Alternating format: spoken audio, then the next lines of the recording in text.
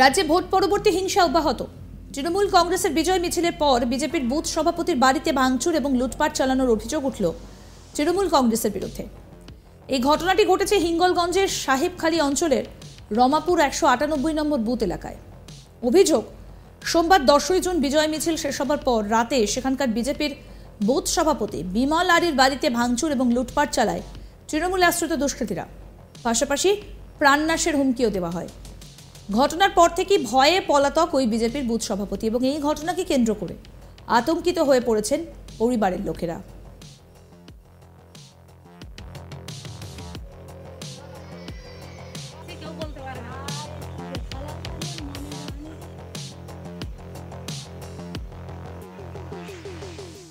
আক্রান্ত পরিবারের সদস্য কি বলছেন, এবার তার বক্তব্য শুনব। বিজয় মিছিলের পর টিএমসির গুন্ডারা এসে আমাদের ঘর ভাঙচুর করেছে। জানলা, দরজা, অ্যালভেস্টার সমস্ত আমাদের এই সামনের গেট থেকে ওরা ঢোকার চেষ্টা করেছিল। সেখানে আমার মেয়ে আর আমার পিসি করে বাধা দেওয়াতে আমার মেয়েকে অশ্লীল ভাষা খিস্তি দেয়, আরও ঘাড় ধাক্কা দিয়ে ওখান থেকে ধাক্কা মেরে ফেলে। বারবার আমাদের হুমকি দিচ্ছে, ওরা রেজাল্ট বেরোনোর পরে হুমকি দিচ্ছে, মেরে ফেলবো, খুন করে ফেলবো, ঘর থেকে তুলে নিয়ে যাব, এলাকা ছাড়া করব। আমাদের মুহুর মুহুর ওরা হুমকি দিয়ে যাচ্ছে। তারপরে আবারও বলেছে আমাদের মেরে ফেলবে, ওরা মেরে ফেলবে, ঘর জ্বালাবে। এবার আমরা কি করব আপনারা বলে দেন। পুলিশকে আমরা জানিয়েছি, পুলিশ বলেছে লিখিত একটা দরখাস্ত দেওয়ার জন্য, লিখিত একটা ডায়েরি করার জন্য। আমরা জানিয়েছি, ওরা কি করবে সেটা পরে ওরা করবে বলেছে। এখনো পর্যন্ত তো কোনো স্টেপ নেওয়া হয়নি। এবার আপনারা বলুন আমরা কিভাবে শান্তিতে থাকবো। শুধু উত্তর 24 পরগনার হিঙ্গলগঞ্জই নয়, ভোট পরবর্তী হিংসার ঘটনা ঘটেছে রাজ্য জুড়ে। দক্ষিণ 24 পরগনা জেলায় আক্রান্ত বিজেপি কর্মীদের পাশে দাঁড়াতে সোমবার 10ই জুন তিনি বারুইপুর এবং বিষ্ণুপুরে যান। ঘর ছাড়া ও যারা হামলার শিকার হয়েছিলেন তাদের সঙ্গে কথাও বলেছেন শুভেন্দু অধিকারী। আসন্ন দুর্গাপুজো পর্যন্ত রাজ্যে কেন্দ্রীয় বাহিনী মোতায়েন রাখার দাবি জানিয়েছেন বিরোধী দলনেতা। এই বিষয়ে কলকাতা হাইকোর্টের দৃষ্টি আকর্ষণ করবেন বলেও জানান তিনি। সংবাদ মাধ্যমের মুখোমুখি হয়ে বিরোধী দলনেতা শুভেন্দু অধিকারী বলেন, তৃণমূল মধ্যযুগীয় বর্বরতা করছে। বিজেপি কর্মীদের মিথ্যে মামলায় ফাঁসানোর পাশাপাশি জরিমানা করা হচ্ছে। এছাড়া পানীয় জলের লাইন কাটা হচ্ছে, এমনকি বিদ্যুৎ সংযোগও বিচ্ছিন্ন করা হচ্ছে বলে অভিযোগ। বিজেপি কর্মীরা যাতে স্বাভাবিক জীবনযাপন করতে না পারেন তার সমস্ত ব্যবস্থা করা হচ্ছে বলে জানান শুভেন্দু অধিকারী। শুধু তাই নয়, এর পাশাপাশি বিজেপি কর্মীদের দোকানে তালা লাগিয়ে দেওয়া হচ্ছে। যারা হকারি করতেন তাদের তুলে দেওয়া হচ্ছে। অটো এবং টোটো চালকদের টোটো বন্ধ করে দেওয়া হচ্ছে। বিজেপি কর্মীদের ওপর হামলা নিয়ে ইতিমধ্যে কলকাতা হাইকোর্টে মামলা করেছেন তিনি। বুধবার 12ই জুন কলকাতা হাইকোর্টে এই মামলার শুনানি রয়েছে। তার আগে সমস্ত তথ্য আদালতের কাছে পেশ করা হবে বলে জানিয়েছেন শুভেন্দু অধিকারী। 2021 সালের মতো এবারেও কলকাতা হাইকোর্ট পদক্ষেপ গ্রহণ করবে বলেই আশা প্রকাশ করেন বিরোধী দলনেতা। এবার আপনাদের শোনাবো কি বলছেন বিরোধী দলনেতা শুভেন্দু অধিকারী, শুনুন। এরা চাইছে ভারতীয় জনতা পার্টির কর্মী সমর্থকদেরকে অর্থনৈতিকভাবে শেষ করে দিয়ে আত্মসমর্পণ, জরিমানা ধার্য করে আত্মসমর্পণ করাতে। সেই জন্য মধ্যযুগীয় বর্বরতার মতো করছে। জলের লাইন কাটছে, ইলেকট্রিকের আলো অফ করছে।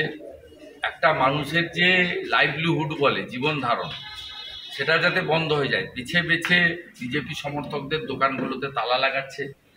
হকার যারা বসেছে তুলে দিচ্ছে। টোটো অটো যারা চালায় লাইনে, টোটো অটো বন্ধ করছে। আর তার সঙ্গে মিথ্যা মামলা তো আছে। যেখানে তৃণমূল পারছে না, শক্তি নেই, শক্তি ভারতীয় জনতা পার্টির বেশি, সেখানে পুলিশকে দিয়ে মিথ্যা মামলা করে জেল খাটাচ্ছে, নইলে পুলিশ গিয়ে খুঁজতে যাচ্ছে।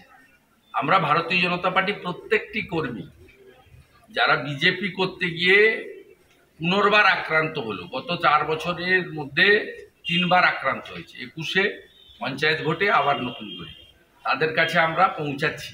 এর জন্য আমাদের বাড়তি প্রচারেরও দরকার নেই, আর কারো কাছ থেকে সার্টিফিকেটও দরকার নেই। আমি অন্তত বিরোধী দলনেতা হিসেবে আমার তো কাজ রয়েছে, এই মানুষগুলো বিরোধী দল করতে গিয়ে আক্রান্ত। বিরোধী দলের নেতার যে কাজ আছে আমি সেটা আমার সহকর্মীদের নিয়ে করার চেষ্টা করেছি।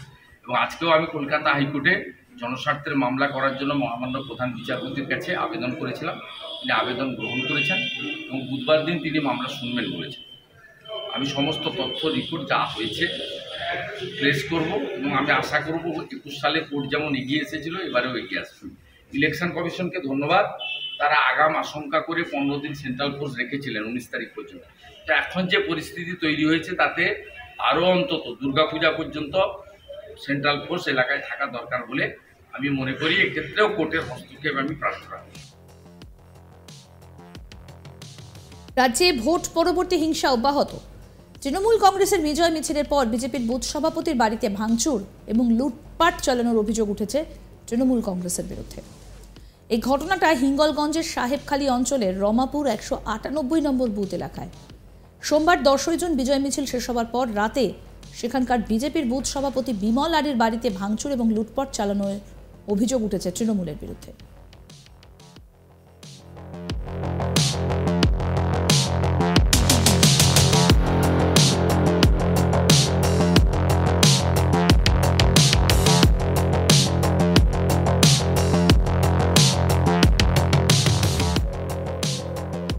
আসুন আপনাদের শোনাই কি বলছেন আক্রান্ত পরিবারের সদস্য, শুনবো তার বক্তব্য। বিজয় মিছিলের পর টিএমসির গুন্ডারা এসে আমাদের ঘর ভাঙচুর করেছে। জানলা, দরজা, অ্যালভেস্টার সমস্ত আমাদের এই সামনের গেট থেকে ওরা ঢোকার চেষ্টা করেছিল। সেখানে আমার মেয়ে আর আমার পিসি করে বাধা দেওয়াতে আমার মেয়েকে অশ্লীল ভাষা খিস্তি দেয়, আরও ঘাড় ধাক্কা দিয়ে ওখান থেকে ধাক্কা মেরে ফেলে। বারবার আমাদের হুমকি দিচ্ছে, ওরা রেজাল্ট বেরোনোর পরে হুমকি দিচ্ছে মেরে ফেলবো, খুন করে ফেলবো, ঘর থেকে তুলে নিয়ে যাব, এলাকা ছাড়া করব। আমাদের মুহুর ওরা হুমকি দিয়ে যাচ্ছে। তারপরে আবারও বলেছে আমাদের মেরে ফেলবে, ওরা মেরে ফেলবে, ঘর জ্বালাবে। এবার আমরা কি করব আপনারা বলে দেন। পুলিশকে আমরা জানিয়েছি, পুলিশ বলেছে লিখিত একটা দরখাস্ত দেওয়ার জন্য, লিখিত একটা ডায়েরি করার জন্য আমরা জানিয়েছি। ওরা কি করবে সেটা পরে ওরা করবে বলেছে। এখনো পর্যন্ত তো কোনো স্টেপ নেওয়া হয়নি। এবার আপনারা বলুন আমরা কিভাবে শান্তিতে থাকবো। কি বলছেন এই বিষয়ে শুভেন্দু অধিকারী, এবার তার বক্তব্য শোনাবো আরেকবার। এরা চাইছে ভারতীয় জনতা পার্টির কর্মী সমর্থকদেরকে অর্থনৈতিকভাবে শেষ করে দিয়ে আত্মসমর্পণ, জরিমানা ধার্য করে আত্মসমর্পণ করাতে। সেই জন্য মধ্যযুগীয় বর্বরতার মতো করছে। জলের লাইন কাটছে, ইলেকট্রিকের আলো অফ করছে। একটা মানুষের যে লাইভলিহুড বলে জীবন ধারণ, সেটা যাতে বন্ধ হয়ে যায়, বেছে বেছে বিজেপি সমর্থকদের দোকানগুলোতে তালা লাগাচ্ছে। হকার যারা বসেছে তুলে দিচ্ছে। টোটো অটো যারা চালায় লাইনে টোটো অটো বন্ধ করছে। আর তার সঙ্গে মিথ্যা মামলা তো আছে। যেখানে তৃণমূল পারছে না, শক্তি নেই, শক্তি ভারতীয় জনতা পার্টির বেশি, সেখানে পুলিশকে দিয়ে মিথ্যা মামলা করে। দেখতে থাকুন আজ তাক বাংলার ইউটিউব চ্যানেল, সাবস্ক্রাইব করুন।